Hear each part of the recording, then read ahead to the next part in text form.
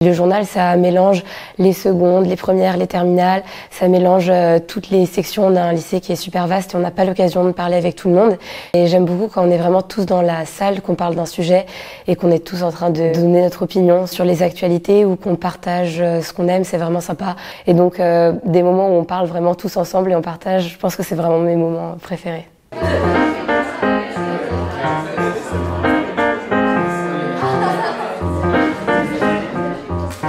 Bonjour tout le monde, on va démarrer la première réunion. Alors le journal s'appelle le 144 en fait aux références aux 144 marches que les élèves et les professeurs montent pour accéder au lycée Jean-Pierre Vardin. Alors, la ligne éditoriale, il y a une grande partie qui est axée sur la vie lycéenne et on a une rubrique aussi qui marche beaucoup, c'est la rubrique coup de cœur. Donc là, c'est une rubrique très libre parce que je souhaitais que les élèves parlent vraiment de ce qui les intéresse. Quand je vois qu'ils n'ont pas trop d'inspiration ou d'idées, je les guide un petit peu, surtout par rapport au sujet d'actualité. Mais sinon, je souhaite que ce soit très libre. Les élèves vont nous parler beaucoup des mangas qu'ils ont lus, des animés aussi qu'ils ont pu regarder, des livres, de musique aussi on a eu. On a une rubrique également actualité.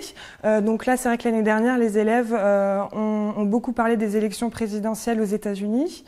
Ils ont également beaucoup parlé des Ouïghours.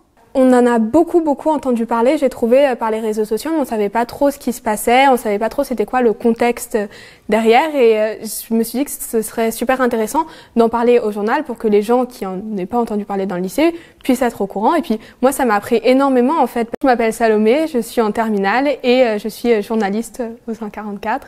Et moi, ce que je préfère, c'est pas tant écrire qui me donnait envie, mais c'était relayer ces informations, faire un travail de recherche et m'enrichir moi et les autres à travers ça.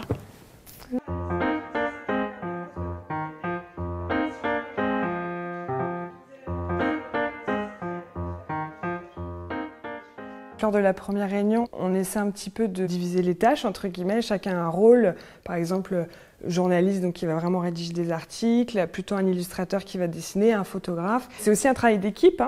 Nous sortons 3 numéros par an. Comme ça, les élèves ont le temps en fait de travailler chez eux parce que c'est un travail. Ils travaillent beaucoup en autonomie. C'était ça qui m'intéressait, cette liberté-là, et de pouvoir échanger aussi dans un autre cadre que lors de séances pédagogiques avec des collègues ou quand ils viennent travailler en autonomie en CDI, parce que là, on apprend à se connaître, on a une autre relation qui est totalement différente en fait. Et si vous aviez un conseil pour des enseignants qui n'ont pas de journal dans leur établissement et qui aimeraient bien se lancer, qu'est-ce que ce serait? De ne pas avoir peur de s'engager dans ce projet-là parce que c'est très enrichissant et on n'en tirera que du positif à travers ça. Et en plus, c'est vrai que quand le numéro sort et qu'on l'imprime, on est content, enfin on est fiers en fait des élèves et de nous. Enfin, on se dit ah c'est chouette.